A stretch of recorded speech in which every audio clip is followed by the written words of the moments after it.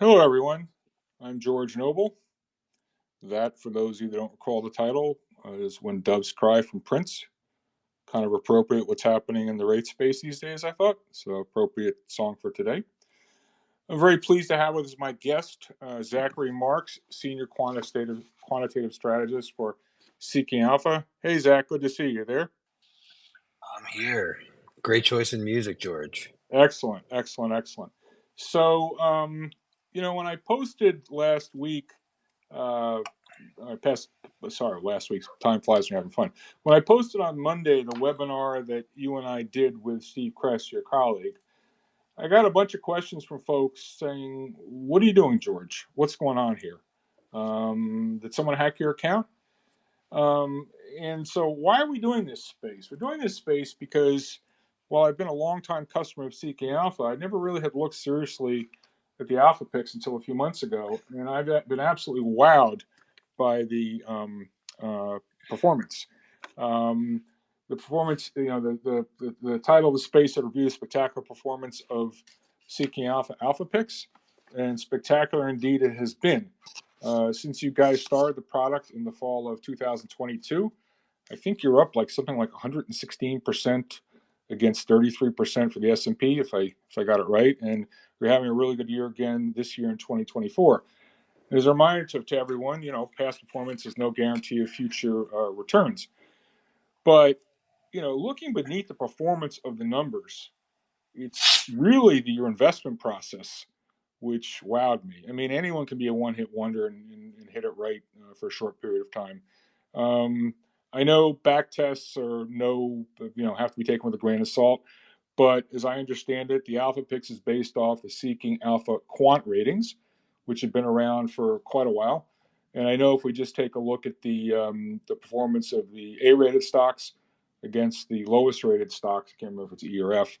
It's been amazing. The A stocks, I think, again, don't try this at home, and it's not meant to be a track record. But if you just were to measure the performance of the A-rated stocks, they're up 25x, I think, since 2010, compounding at 25% a year. And I don't know any investor who's amassed those types of returns. And again, that's not meant to suggest that this would be the performance necessarily year in year out. But from what I understand, Alpha Picks, it's not Alpha Picks, quant ratings have outperformed 12 out of 13 years. I mean, this is just a really great tool, something I wish I had had years ago. Your methodology is repeatable, disciplined, takes the emotion out of things. Not that I ever prone to emotion.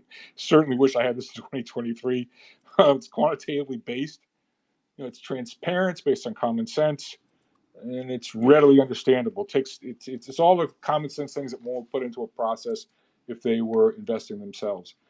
And to paraphrase Victor Kayem from years ago in that commercial, I like the product so much I decided to become a Seeking Alpha affiliate, and I just think the value proposition for investors is extraordinary here, and it's a type of process that big institutions would pay just ridiculous, tens of thousands of dollars for, pretty similar to a lot of the quant models you see on the street. So in any event, Zach, without further ado, they didn't come here to listen to me rant. The floor is yours, and why don't you tell us a little bit about, quant picks, how you put it together, how it works, your process, and hopefully we'll have some good questions from the audience. Take it away, Zach. Amazing. Thank you, George. Yeah. So, like you said, this is basically a model that you would see on the street. I mean, I can tell you from past experience that it's built the exact same way. I mean, Seeking Alpha spends, and our team specifically spends a little over seven figures on all of the data we consume. Yeah, Zach, And, if I could sit up for 1 second, if you could just get a little bit closer to the microphone or speak up a little bit. Go ahead. okay, this any better? A little bit, yeah. Go ahead. Okay. Yeah, so we spend just a tremendous amount on data, and we have a team that's constantly reading and testing new factors, and basically always trying to improve our process. But essentially, what we have is really just a strategy that tries to capture factor premiums and try to make sure that we have a portfolio that is always tilted towards you know good stocks that are have tailwinds behind them, And as a result, are poised to have good future returns going forward.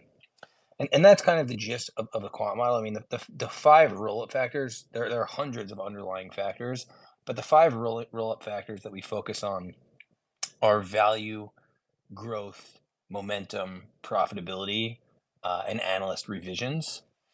Um, but yeah, our underlying strategy is really just to combine all five of those roll-up factors and see, which stocks in our universe have the greatest probability for future price appreciation, and specifically which of those stocks we think, on a risk-adjusted basis as well, fit well into the Alpha Picks portfolio. And with that being said, that's kind of the quant model, and then Alpha Picks is a derivative based on that, which is basically saying, we got feedback from a lot of our subscribers that the model or the quant model, it has a significant amount of turnover and therefore is unusable, for a lot of retail investors or less sophisticated investors. And as a result, we created this product called Alpha Picks, which is basically a product that offers two stock picks per month. We send out sell recommendations intra month. And it's basically what we've created a portfolio of what we think are the best in class stocks based on our quantitative model. And we've been running it since July 1st of 2022, and as George mentioned, we've had amazing success. And Yeah, that's kind of the gist of it. What I will say, and I know George, you wanted me to talk about some of the selections that we've had. So yeah, I mean, not to kind of take a victory lap, but we've had a lot of stocks, 7 stocks up over 100%.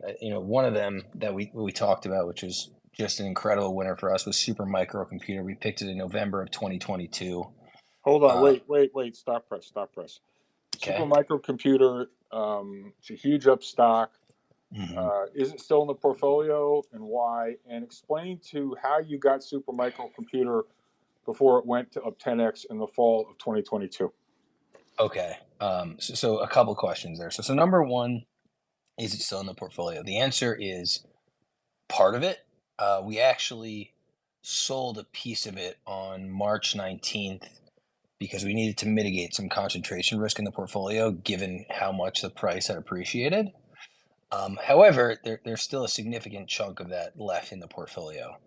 Uh, the reason why we picked it is so basically we grade about 5,000 stocks each day, using our model, and we compare stocks on a relative basis to other stocks in the industry. And when you looked at Super Microcomputer in November of 2022, we actually got a lot of comments when we initially picked this that the stock had already run up.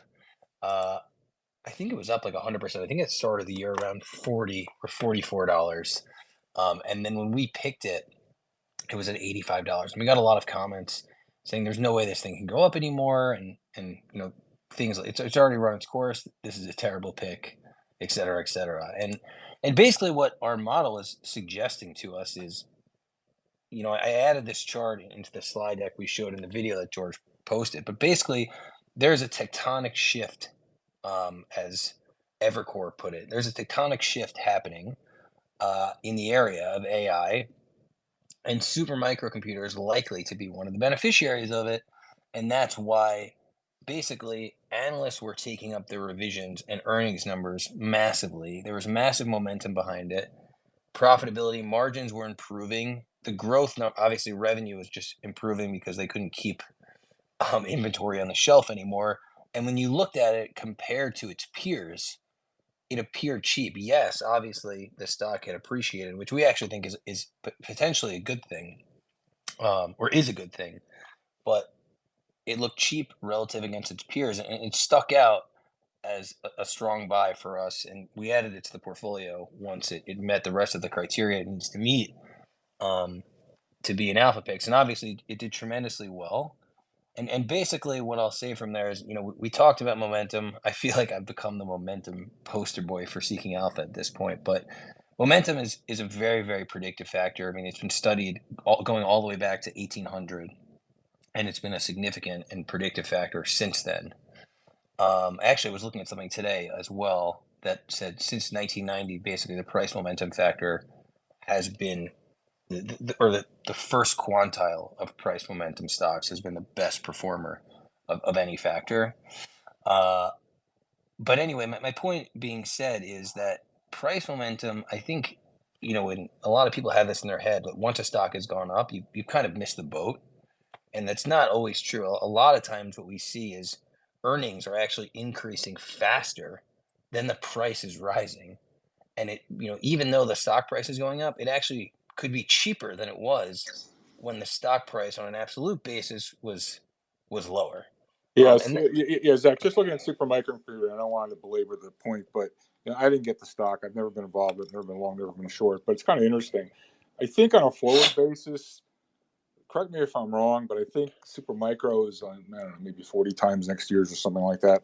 And I'm not arguing you should buy the stock now. We'll get to how people should use your picks. I mean, Supermicro may not be a stock that people should be buying now. right. We'll get to your sell discipline. But the point is, if Supermicro's on 40 times forward and it's gone up 8x, 10x, even with the shellacking it took recently, it's still up, I think, 8x from where you bought it. If you just work the numbers backwards, if it's on 40 times 25 right now and it's gone up 8x, that means, unbeknownst to the market, it was really on 5 times 2025 earnings when you bought it. And to your point, it's just the estimates have gone up far faster than the stock price has. I think we talked about this the other day. I'm reminded of one well-known chartist visiting my office a number of years ago, and he said the easiest way to get someone to buy a stock, if you're just showing them a Right. chart, show them a stock that's down a lot and maybe it's starting to base a little bit or hook up. Conversely, if you have a stock which has gone up, and it may continue to go up, not that you want to buy high and sell higher. That's a kind of a glib way of putting it, but that's a very hard sell for most investors because people like myself and others want to be too clever by half. And I'm just Right. reminded, I was brought up by, when I was at Fidelity, I mean, you learned very early on. I remember looking at long-term chart books, and you'd see a pretty tight fit or correlation between stock price, price of a stock, and its earnings. And Peter Lynch always used to talk about, one of his best stocks was Coca-Cola, which I think at the time it had gone up 30x of the preceding number of years, and he would say, you know what, the earnings have gone up 30x. So yeah, it's stock prices are not a random walk over the long run. Maybe in the short run that they are. But Zach, getting away from momentum. So you've got what else you got in there? You got valuation, Yes. earnings growth, earnings quality, and revisions. So I don't consider it to be growth at any price. I don't know. It's more of a Yes. GARPy type thing. So talk about when you get a name in the portfolio, and I think you've got what 35 or something like that in there right now. Yeah. How does a name get out of the portfolio? Yeah. So great question. But basically, a couple ways. One is, we update our ratings on a daily basis. And that, there are certain thresholds that we just won't consider buys anymore. So, for example, if the stock just gets way too expensive, we'll actually cap our rating at hold. So if the value grade falls below a certain threshold, we'll cap our rating at hold. If growth is below a certain threshold, we'll cap our rating. Same with profitability. And then also, if there just isn't enough data on a company, we just won't cover it. So, small biotech companies or things like that, like there's just not enough data to assign a predictive value to it, and we just will leave it out of our model. So, yeah, ways that it gets out is number one, it falls out of our universe. This actually hasn't happened yet, but for example, a company just isn't, or analysts on the Wall Street are just not covering the company anymore. And although I would say most ratings are pretty biased from analysts, meaning that the overwhelming majority of ratings from Wall Street are typically buys or overweight or something of that nature. They actually are pretty predictive at picking the actual number of earnings, which is good. The consensus is not usually off by a tremendous amount, and that's why it's so valuable to us. So the ways we sell it, yeah. So basically, it's the rating falls to a sell. So the stock either becomes too expensive, something material has changed with the business, Or you or could you could have earnings revisions starting to go down, or the growth could slow down. I mean, I know you talk a lot about the PEG ratio and trying to relate the yeah, valuation to the growth. So, and then also, I think reading up on your product, you've got a discipline whereby if something goes from a buy to a hold, after a certain period of time, it goes stale and you kick it out or something. Explain how that works. yeah. So basically, we designed this to be a very low turnover product. So turnover is basically a heavy constraint in our process. And yeah, basically, if we have if we have something sitting in our portfolio for a hold for a long time, ideally we'd like to skew the portfolio to strong buys. So after about half a year, we'll kick it out and reinvest that capital to the strong buys in the portfolio. Got it. And yours is pretty much strictly it's a bottom up process, is it not? I mean, you're I'm not going to say you're sector agnostic. You do have some guardrails on your sector weightings, but you're not making necessarily big sector bets. You're pretty much a bottom up guy. And letting the valuation and these other variables drive you to the individual's names, if I understand it. That's correct. Yeah, there are some guardrails, as you said, on the weights, but we've been pretty diversified. I will say that. I mean, we have right now, like we have a decent weighting in tech, but I mean it's lower than what the market has, which which is not difficult, I should say. And when I say the market, I guess I'm referring to the S&P 500. But we also have, we have a decent amount of names in industrials. I actually think that's our um, biggest sector weight right now. Then we have a bunch of names in energy as well. We have materials names, and also I guess from the size of the portfolio as well, we have some small cap names which have been. And when I say small cap, we do have a restriction. We won't trade anything less than the 3 month average market cap has to be greater than 500 million, and we have an average daily dollar volume restriction as well. So all the shares are liquid, obviously. But yeah, we have some small cap names. I mean, another one that was a small cap name is Powell Industries. I think when we picked it, it was just 600 million. I think now it's a little bit over a billion, 1.8 billion actually. Wow, okay, even more than I expected.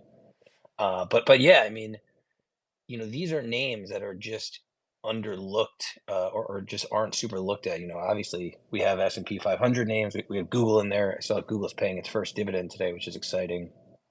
Um, but yeah, we're kind of looking at all different parts of the market. We're sector agnostic. We're basically size agnostic. X, nano caps, I'll call them. Um, we like dividends when we're there, but we're not forced to only pick dividend stocks as some others do. It's certainly not an income product. It's definitely a growth product. But yeah, as you said, we're looking at all parts of the market, all sizes, mega cap down to small cap, and yeah, sector agnostic with some guardrails in place. Right.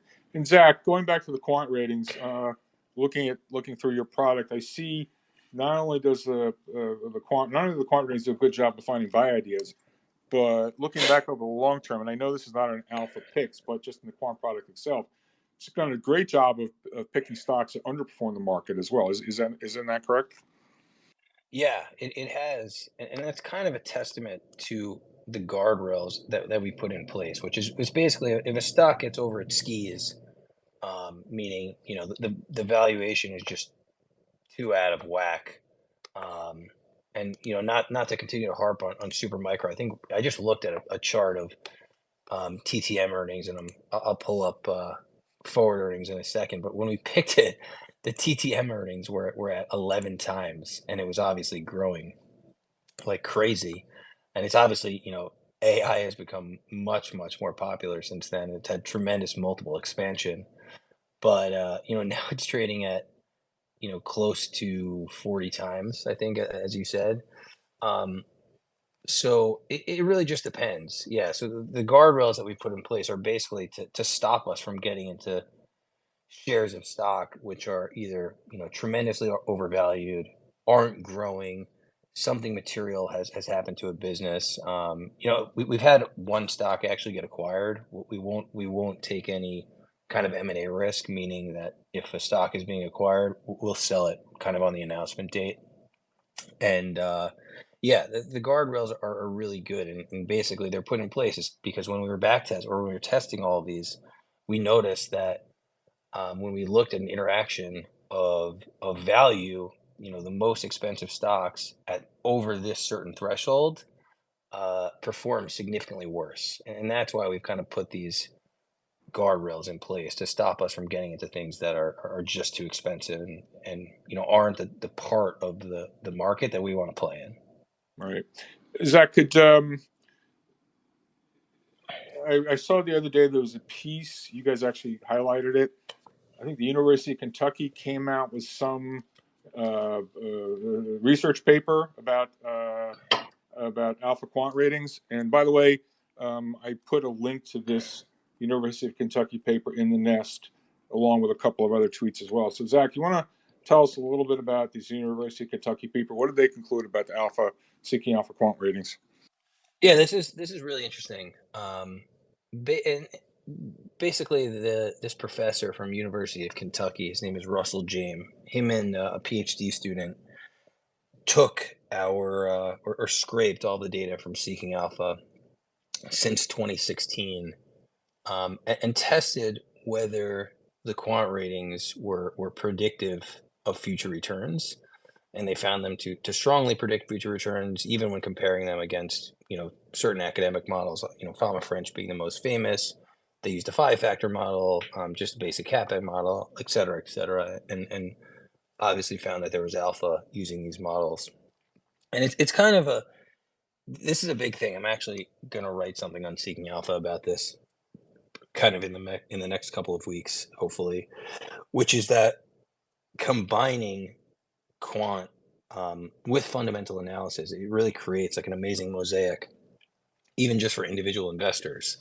And that's what basically this professor Russell James found, that when analysts who were writing on Seeking Alpha integrated quant grades into their analysis, they actually had far better performance than the analysts who only focused on fundamentals.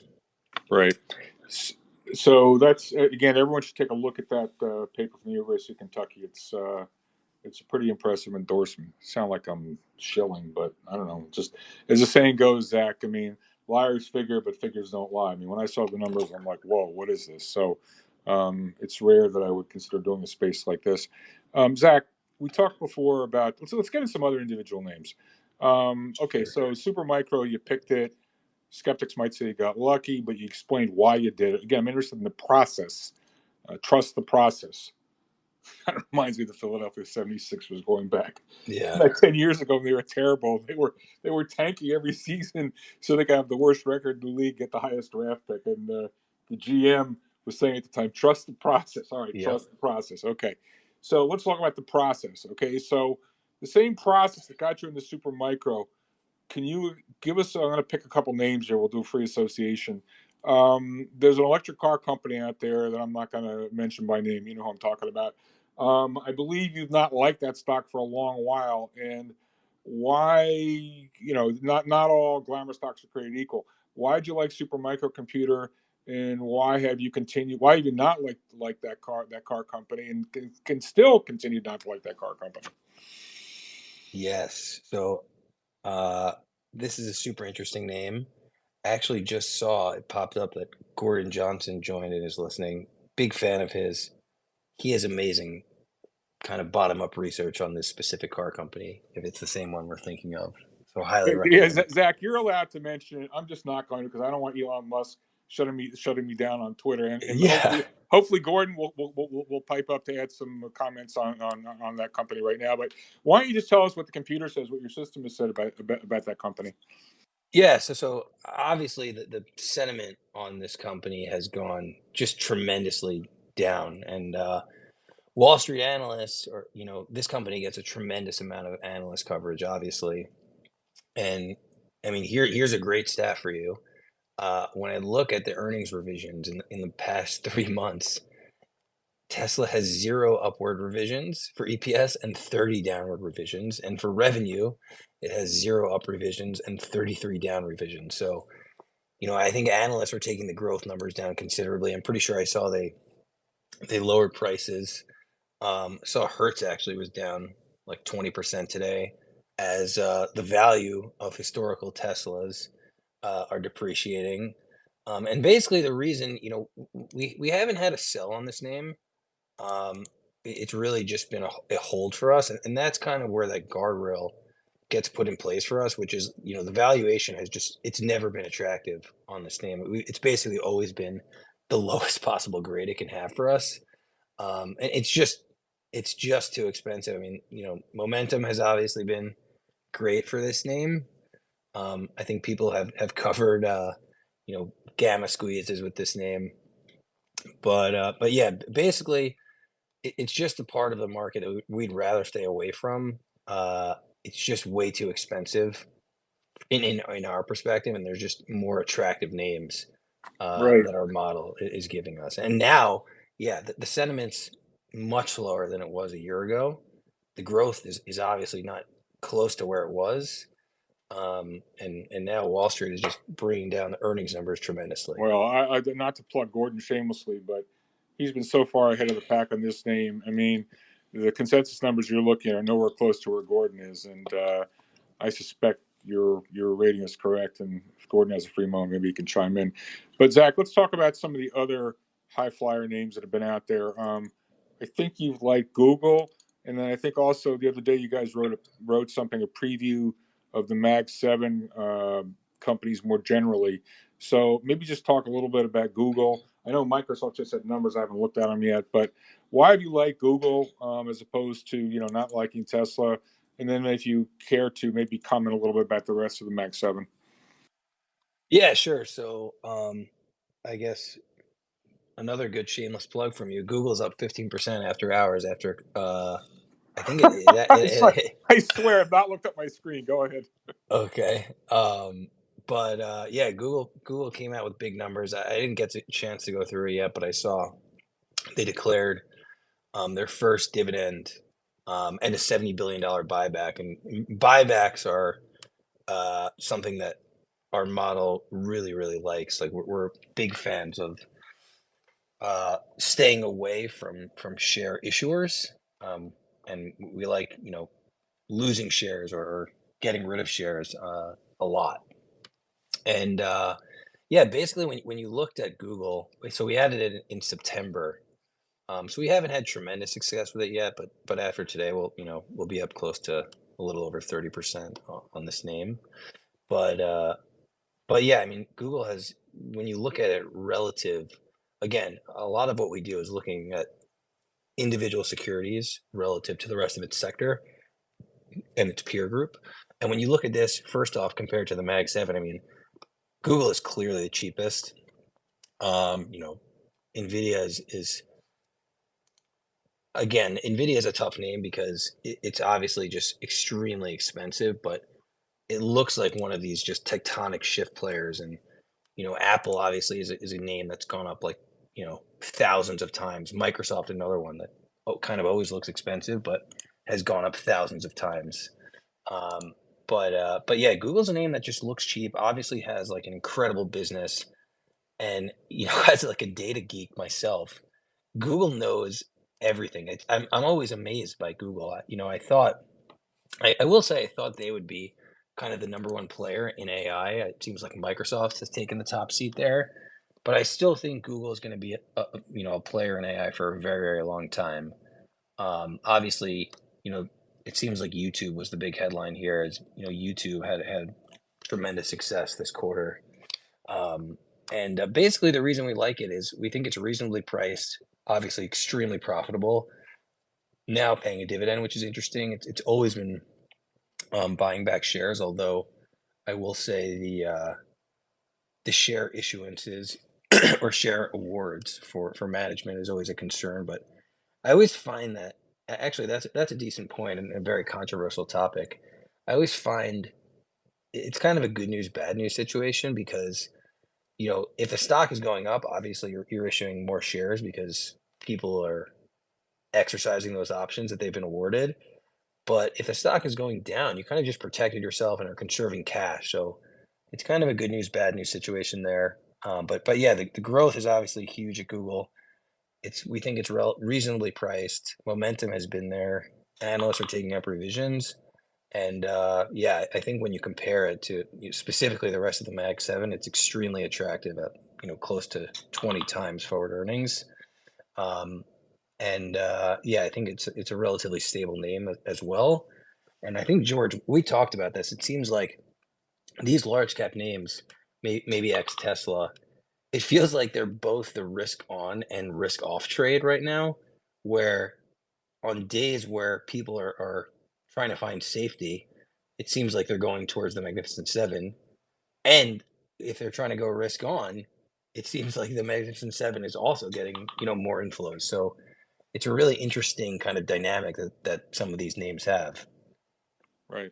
So just to be clear, your strategy, it's really a long-term strategy. It's Yes. not good for short-term trading. You do have drawdowns. I mean, I know the first 3 months of the year, I think through March, you guys are up, at least in the, I think we're up over 30% or some crazy number like that. Probably, Yes. and you got whacked a bit in April. But actually, if you believe in the process, if you trust the process, that's a good time to be buying in. But so none of these names that we're talking about should be taken as investment advice, particularly in the short run. It's more about buying into the process or not. What's the best way for an investor to use this to use this product? I mean, I know Steve had joked about you created it because a lot of people are too lazy to do their own work and they just want picks, so to speak. But so, and I know you're putting out 2 picks a month. So, what's the best way to? So, let's say she buy all 35 names, just use it as to pick out a few, or what's the best way for an investor to use your product in your opinion, or are there multiple ways? Yeah. So I'll start off by giving the making my legal team proud, which is to say that we are not financial advisors, and none of this should be taken as investment advice. Uh, but basically, it really depends. Obviously, what your risk tolerance is. I see comments in our group. People are only buying select names. A lot of people say, I already own this name from before and are adding to it or not. So, uh, if you want to replicate our performance exactly, obviously, buying every name that we have is going to get you the closest to what you want. But we say that really, a lot of our outperformance should come from the strong buys, and we give you what our highest conviction names are. So I would say, focus on the strong buys. Those are really our highest conviction names. And again, it's buy and hold. As George says, we've certainly gotten whacked in April. I think we're down close to 8% in April. Although tomorrow, and we have two big winners in the portfolio after earnings tonight. One of them being Google, um, the other one being Terex, which is a construction company. But yeah, so this is for buy and hold investors. And again, we're certainly going to have drawdowns. We've certainly not been correct on every single pick that we've had, but over time, we expect to capture kind of a premium from the market, which is just from hopefully holding better names than what's in the index. Got it. And so Zach, what you've been in quant for a good number of years, so you were kind of involved with the development of this product going back a few years ago. So, um, what was really the thought process? It was just trying to, give up something which is actionable to individual investors, because obviously you guys covered close to 5,000 stocks. I mean, to plow through all the quant ratings is a bit laborious. And so, has this product been, what was the evolution of the product? Has it been well received by your customers? Yeah, it's been tremendously well received. So basically, I've been at Seeking Alpha now for almost 3.5 years. Steve, my boss, has been there for about 5 years, and before that, he was running a hedge fund and had an investment research company, and Seeking Alpha acquired the research company, and basically had this idea that they wanted to integrate quant um, into seeking alpha and kind of, quote unquote, democratize quant. I do think since then there's been a lot of good feedback of fundamental investors being, I think it's pretty, or there's a smaller barrier to entry for an individual investor to focus really hard on one company and know the ins and outs of one or 10 companies than it is to actually have a pulse on 5,000 companies in the market. Like it's just way easier. And I've done this myself. Like I told you, I grew up kind of in the, Ben Graham intelligent investor camp. And then, I kind of fell into quant because I saw, customers I was covering at one of my previous roles. The guys who were spending the most money were all quants. And I was like, how are they doing so much better? And I just became really interested in quant. And it's really not that different. That's the crazy part. I mean, obviously there are some strategies like statistical arbitrage, and things like that, which are not different. But long short equity or systematic processes are really just staying disciplined. And it's basically just creating a filter for you to show you, which names are going to be comfortable for you to be in over a long period of time, given the fact that you've back tested the factors that you've exposed to and are comfortable with, the volatility and the return you're receiving for that volatility over time. Right. Well, as you said, it's taken it's taken the emotion out of it and the ability to process tremendous amounts of information, huge data. I mean, individual investor. I don't to get access to this type of thing. It's big firms spend a ton of money to do this, and so I just think it's wonderful that you're offering this to the individual investor. If anyone has questions, please raise your hand. Zach's ready to take your barbs as well as your compliments. Um, so Zach, I know you guys had that piece. I mean, we talked a little bit about Tesla, Google, whatever. I think Steve wrote something about the Magnificent Seven. Any other recent pieces you've written recently that you think are particularly noteworthy, compelling? Want to either about the market or individual name? I mean, to be fair to your existing subscribers, I don't want to give away everything, but I don't know. Are there any? I know when we were talking, you said there were a lot of the stocks that you could have been involved with that had a fair number of outsized earnings beats. But it's kind of funny. I mean, stocks. Someone said the other day. Someone had a great tweet. Tesla came out with horrible numbers. Stock jumped 10%. Well, to be fair, it crashed in the days before, and then Meta came out with, I guess, decent numbers in terms of beat. But the stock got crashed for other reasons. So just because you have a Yeah. beat doesn't transfer into an earnings beat, doesn't transfer into short-term performance. But again, your product's not about short-term performance. But is there anything particularly noteworthy about the stuff you guys have been putting out that you'd like to comment on? No, I mean, we try to keep people updated. I mean, we have Meta in the portfolio. We've held it for a while, so we've done really well with the name. Mm-hmm.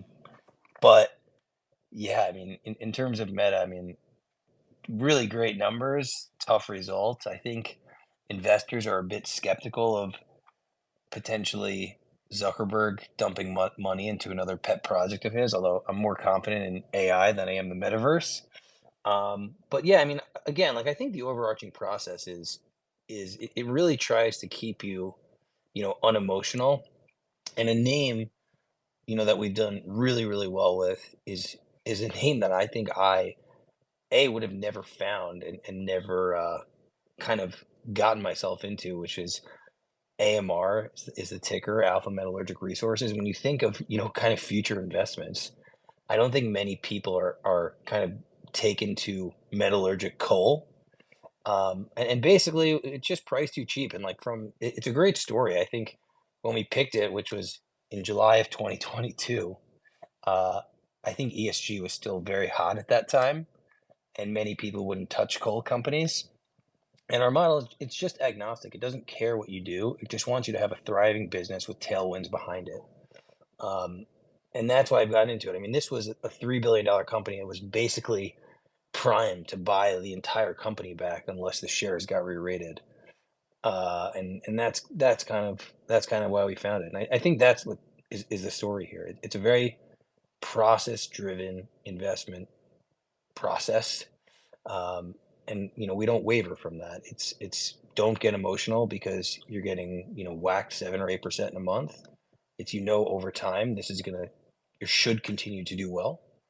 Right. And hopefully we'll capture the factor premium or capture the premium from just holding better names than the market. Just talk about a couple sectors, maybe. Do you have much in the way of energy names? We do have some energy names in the portfolio. We actually sold a few earlier in the year, but we still certainly have some energy names. Valero, we've done really well with. It's definitely a position in the portfolio. I'm trying to look at what other energy names are in here. So Arch Resources, that's thermal coal, so kind of bordering bordering on there. Then yeah, we sold two energy positions, but we have another one, HF Sinclair, which has not done well for us actually, but is still in the portfolio as of now. So yeah, we do have energy exposure. I look at the list of upcoming names, and I do see more and more energy names rising to the top there.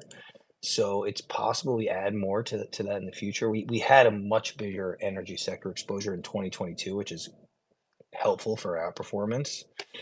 But yeah, it's certainly not. Industrials is really kind of where the portfolio is the most overexposed relative to the benchmark. So industrials, got it. That's okay. And are there any sort of sectors where you're seriously underweight, where the model doesn't like, or you're not making huge sector bets? But is there anything noteworthy in things where you're really underrepresented? Well, so first off, I'll mention in our universe, we actually don't include REIT stocks just because we have a separate model for REIT. I mean, the factors that apply to this universe of stocks just don't really work in REITs. So we don't choose or we don't pick REITs. Um, but yeah, so we are underweight certainly other sectors.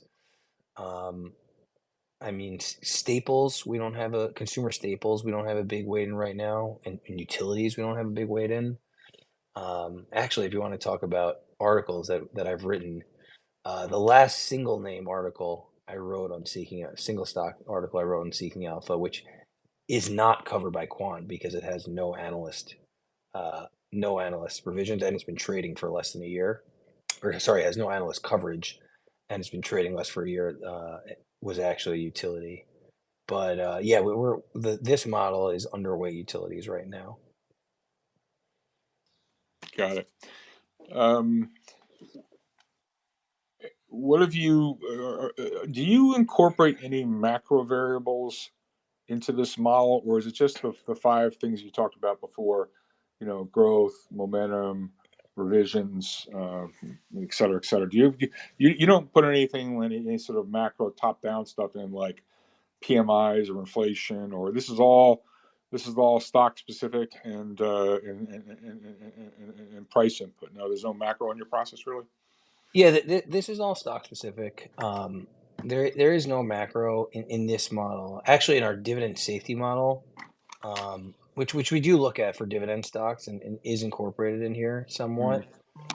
That actually has macro implications because it's pretty macro actually has a determinant on dividends more than kind of individual names in the long term. In the long term, I should say. Obviously, in the short term, I think macro is certainly a bigger driver than fundamentals. But in the long term, obviously, fundamentals is much more predictive than macro. So when I say macro, I'm not just talking about macroeconomic statistics, but things like interest rates, bond yields. I mean, is that doesn't really inform your? I mean, it may be the consequence. I mean, but may drive certain micro features. But if you're not just plugging in what interest rates are doing, what that spit at, how it's affecting your portfolio. You're not going there. You're looking. That's not part of your process. Correct. That's not part of our process. But what I will say is obviously rates have a big determinant on some of the underlying factors that are in the process. So, for example, like something like interest coverage. Obviously, if somebody refinances paper, and their interest goes up a lot, that's going to look a lot worse. Mm. And then also, rates can have a big impact, especially in financials, on earnings and or interest.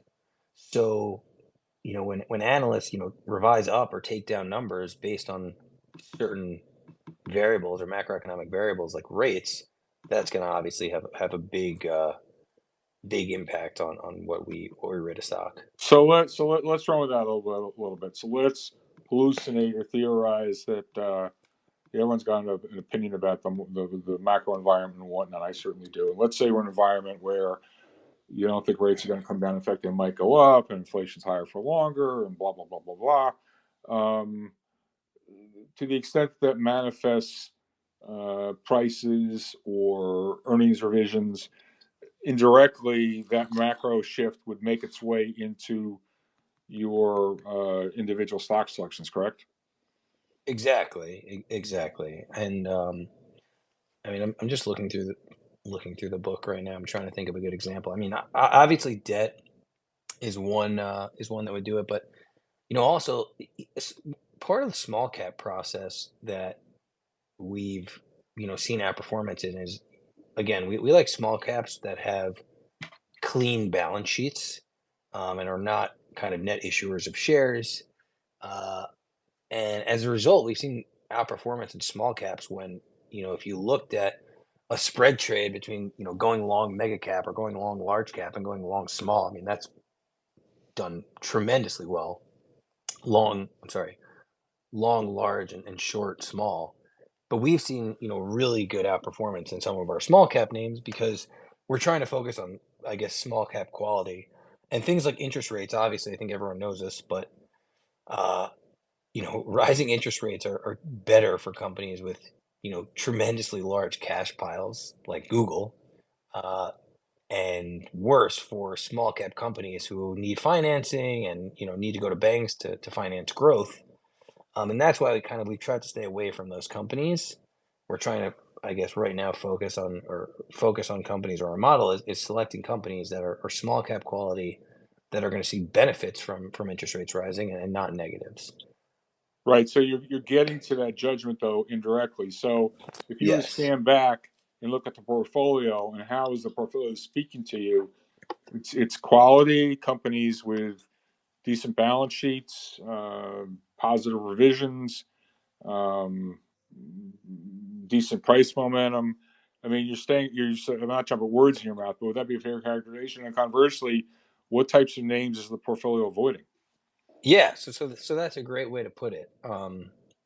Yeah, we like companies that look good, I'll say, and things they have tailwinds behind them. I mean, the point I always say is, if you look at if you remember company CEOs, I think people remember, or the really famous ones are guys who did just unbelievable turnaround stories.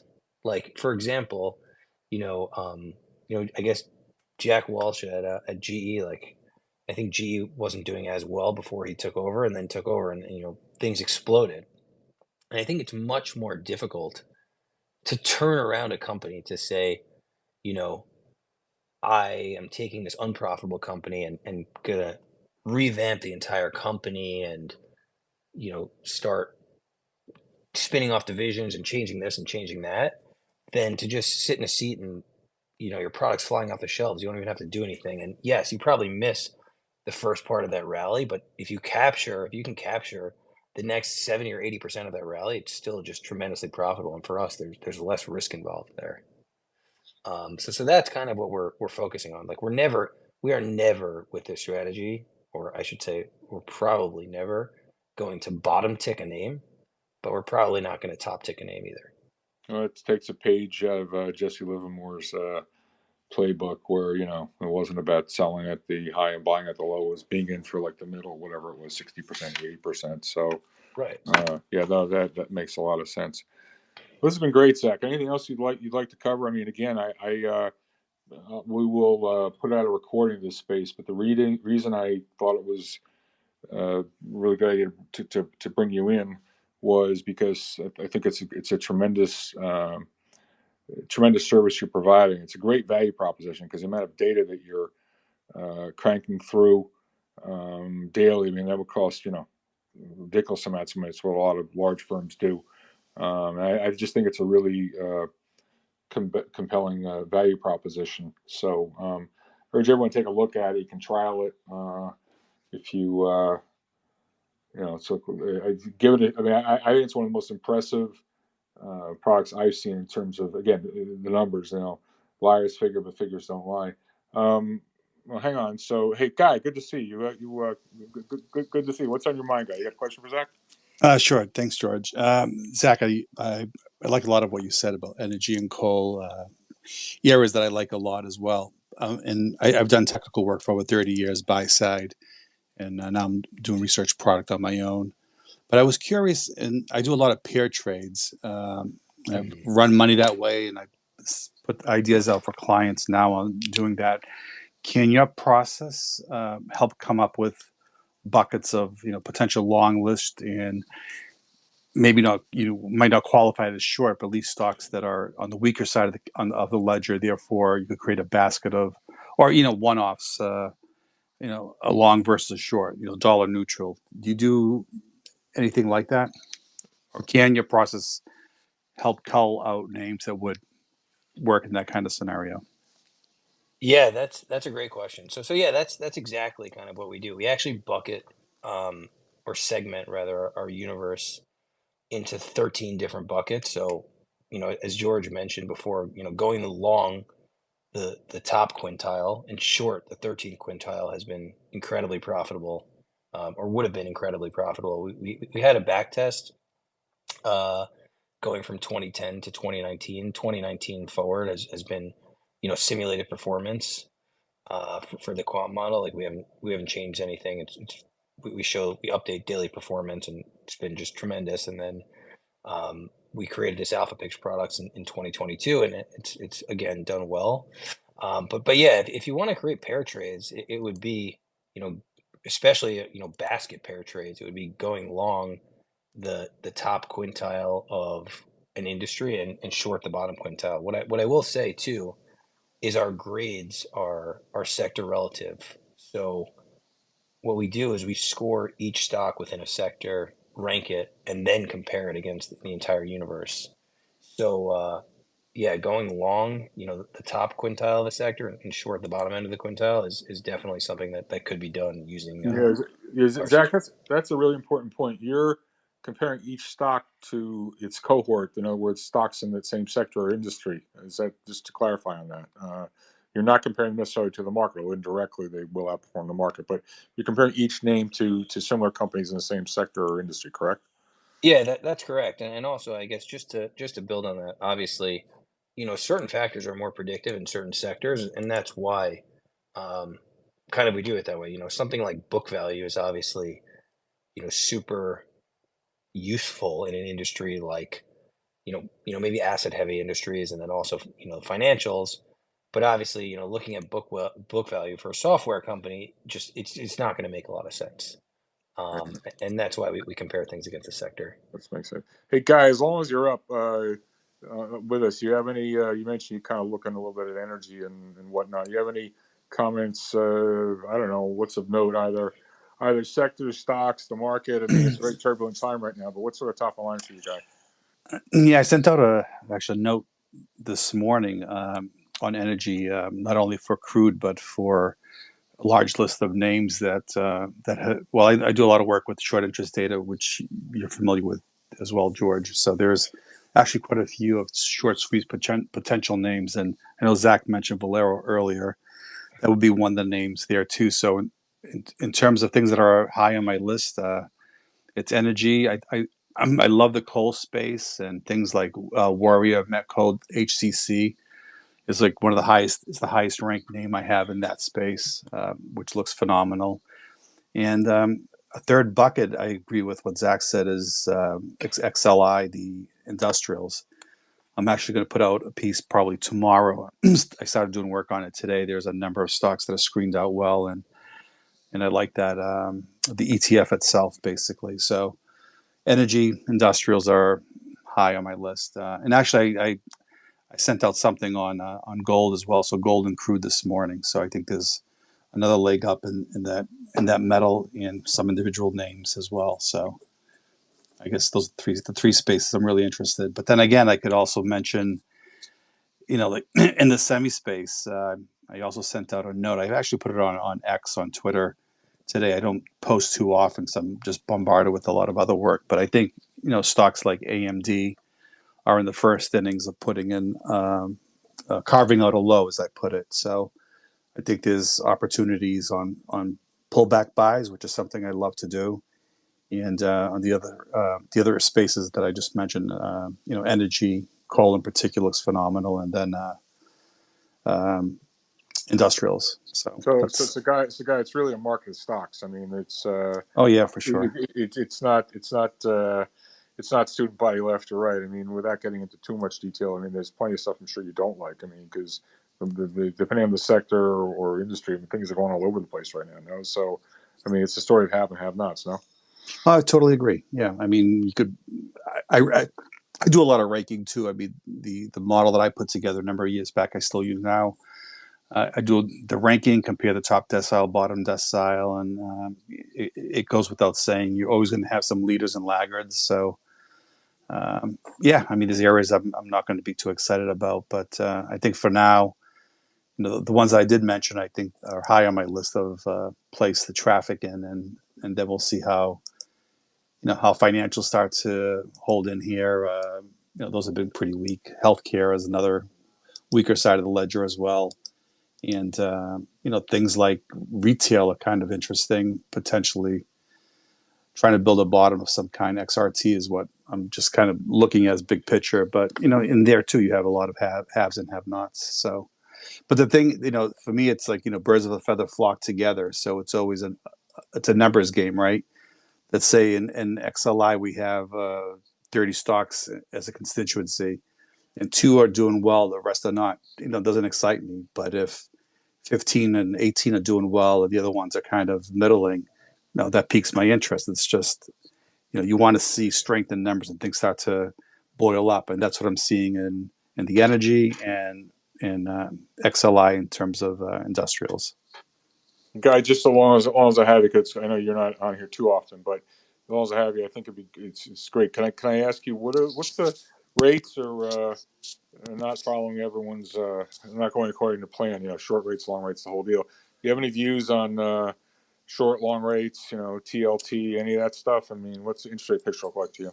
Yeah, well, give me 1 second because I had looked at TLT just recently for a client, but so basically, I mean, the trend is definitely down. I mean, there's potential for, just simplistically, the way we look at trend analysis of getting back down to the October lows in TLT. So just to clarify, you're saying price down, rates up is what you're saying. Exactly. Okay, go ahead. Yeah. So I mean, I look at it so superficially like that because I just don't do a lot with people that are managing financial stocks. It's more of tech, industrials, things like that. But basically, yeah, I think the path of least resistance, the trend is skewed to the downside. So yeah, just leave it there. Got it. That's true. Really appreciate it, Zach. I really appreciate it, Guy. Yeah, no worries. Bye. Yeah. Thank you. Zach, anything else? This has been really helpful. I don't know if there's anything else you'd like to touch on. I think we kind of covered the waterfront. But again, I urge everyone to take a look at your product. I think it's a fantastic tool. Anything else that you want to touch on, Zach, before we close this out? No, I mean, yeah, thank you for having me on. I mean, I'll help plug Seeking Alpha. Definitely take a look at Alpha Picks. And then, Seeking Alpha, I just think in general, too. I mean, for how cheap it is and how much data you get, I think it's $239 a year. And George is giving you $50 off, too. I don't think you can really get a better value proposition for the amount of data that you're getting. And then the community of, unbiased investment theses on just such a tremendous amount of names. I think that's right. And, a lot of people, I know certainly myself, oftentimes people characterize Seeking Alpha. It's a lot of individual retail investors. You read some of the comments, you want to take a shower, but when you look at it's your product that really caught my eye, and I was like, wow, anyone that can put up numbers like that, it's worth a look. So urge everyone to take a look. This has been great, Zach. Hopefully we'll do it again sometime. Thank everyone for sure. tuning in, and wish everyone a good night. Take care. Bye-bye. Thanks, George.